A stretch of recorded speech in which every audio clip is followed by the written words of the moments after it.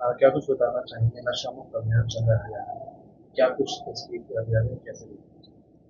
अभी 6 दिसंबर 2025 को justice Suryakant, honourable chief justice of supreme court ने नशा मुक्त हरियाणा का एक कैंपेन लॉन्च किया है, जो कि भौंडसी गुरुग्राम में लॉन्च हुआ था।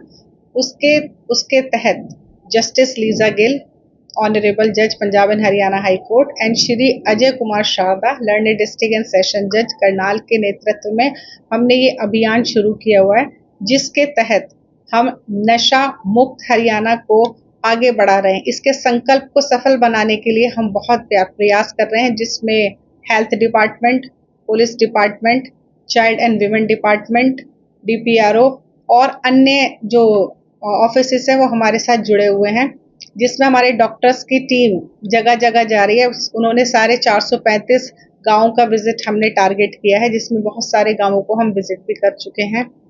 जहाँ पर भी हम अवेयरनेस फैला रहे हैं कि लोग नशा ना करें, नशा से होने वाले नुकसान को भी हम लोगों को बता रहे हैं, और अगर किसी को ज़रूरत है इलाज की, मुफ्त इलाज की, तो वो भी हम बता रहे हैं, और उसके लिए सिविल हॉस्पिटल में इसकी सुविधाएं भी प्रदान की जा रही हैं।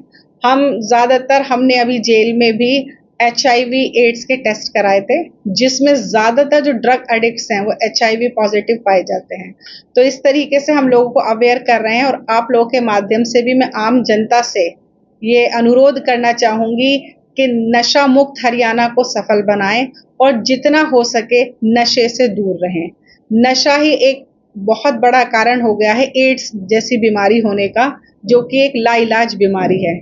इसके अलावा वो मानसिक, शारीरिक हर तरीके से आपके जीवन को नष्ट कर देता है। इसलिए नशा छोड़ो और जीवन जोड़ो। मैं जैसे हर महीने ड्रग डी एडिक्शन सेंटर को विजिट भी करती हूँ, और इस बार मुझे वहाँ 13 साल का छोटा बच्चा मिला था।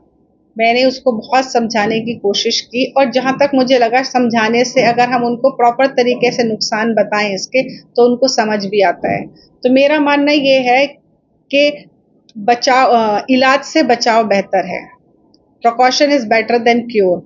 तो अगर हम लोगों की मानसिकता को चेंज करने की कोशिश करें, उसके रूट कॉज पे हम काम करें, तो वो ज़्यादा कारगर साबित होगा। अभी जो हमारा इस कैंपेन के तहत है, इलाज कराना, इलाज मुफ्त प्रोवाइड कराना तो है ही, उससे ज़्यादा है हमारा उन्हें अवेयर करना, उनकी मानसिक स्थिति, उनकी काउंसलिंग करना, उनकी मानसिक स्थिति को चेंज करना, जिससे वो धीरे धीरे समझें और इस नशे को छोड़ दें। क्योंकि मेरा ये भी मानना है कि 50-60% आज के टाइम पे जो क्राइम हो रहे हैं वो ड्रग एडिक्ट कर रहे हैं। तो एक नशे की एक लत जो धीरे धीरे शुरू होती है, वो उस इंसान के जीवन को हर तरीके से नष्ट कर देती है। तो हमारा मेन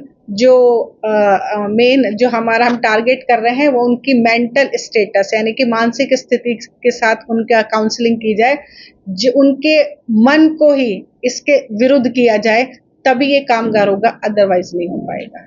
इसका भी मैं वही मेरा आंसर है कि जो इतने अच्छे खेल रहे हैं, अच्छे घर से, अच्छे परिवार से, उसके बावजूद भी अगर वो ड्रग्स ले रहे हैं, तो इसका सीधा सीधा कनेक्शन जो है वो उनकी मेंटल हेल्थ से रिलेटेड है। आजकल मेंटल हेल्थ बहुत बड़ा इशू है, और हमें मेंटल हेल्थ इसके रूट कॉज पे काम करके उनके मेंटल हेल्थ को ही टारगेट करना है।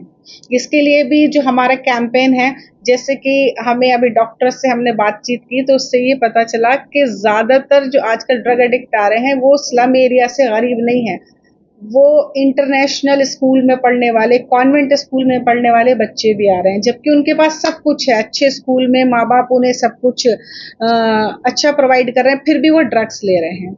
तो उसका मैं जिस तरीके से मैं उनको बताती हूँ कि या तो पीयर प्रेशर है, मेंटल हेल्थ इश्यूज हैं, या उन लोगों को लगता है कि ये कूल होता है।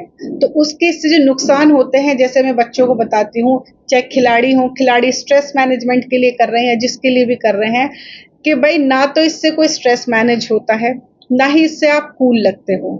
मैंने जैसे स्कूल से मैं जाकर मैं बताती हूँ कि ये ऐसी चीज है जो धीरे धीरे धीरे आपके जीवन को समाप्त कर देगी। इस उम्र के मैम ज्यादा अभी तक आपके साइड में रहे? ज्यादातर जो मैंने देखे हैं वो 25 से 40 तक के देखे हैं, 25 साल से 40 तक के सबसे ज्यादा जो लोग हैं मैंने देखे हैं। जैसे मैंने बताया आपको, क्योंकि वो कभी बड़ी बूढ़ी महिलाएं नहीं दिखेंगी आपको, हमेशा वो यंग जनरेशन होगी, जैसे मैंने बोला कि कुछ इस तरीके से उसको पोलराइज भी कर दिया गया है कि आप अगर हुक्का पी रहे हो, आप अगर नशा कर रहे हो तो ये कूल है, ये मतलब आप हाई स्टैंडर्ड हो गए, आप मॉडर्न हो गए, जबकि ऐसा नहीं है। हमने इसी रूट कॉज पे काम करना है, उन्हीं लोगों को ये बताना है कि इसका कोई फायदा नहीं है, इससे ना आप कूल होते हो, ना इससे मॉडर्न होते हो। रेदर मैं उनको समझाती हूँ ये कह के कि अगर आपकी किडनी फेल हो गई, आपका हार्ट फेल हो गया या आपके लंग्स खराब हो गए, तो ये ऐसी चीजें नहीं है जो बाजार में मिलती हैं। अगर पानी की तरह पैसा भी बहाओगे तो ये चीजें नहीं मिलेंगी। इसलिए थोड़े से 5-10 मिनट के खुशी के लिए, प्लेजर के लिए अपने जीवन को बर्बाद ना करें। मुख्य कारण क्या मानते हैं नशे की चपेट में द्वारा? मुख्य कारण जो गरीब लोग हैं जो करते हैं उनका तो मैं बोलूंगी कि कहीं ना कहीं वो अभाव में है, डिप्रेशन में है, उनको तो कह सकते हैं। जो अच्छे घर के लोग हैं उनका यही है, वो इस चीज को मॉडर्न कूल होना, मॉडर्न होना, पीयर प्रेशर समझना इस तरीके से, या कुछ जैसे खिलाड़ियों की बात की इन्होंने, वो उनका स्ट्रेस मैनेजमेंट का रीजन हो सकता है कि वो अपने अगर उन पे कोई किसी चीज का प्रेशर है उसको भुलाने के लिए वो इस तरह का नशा करते हैं।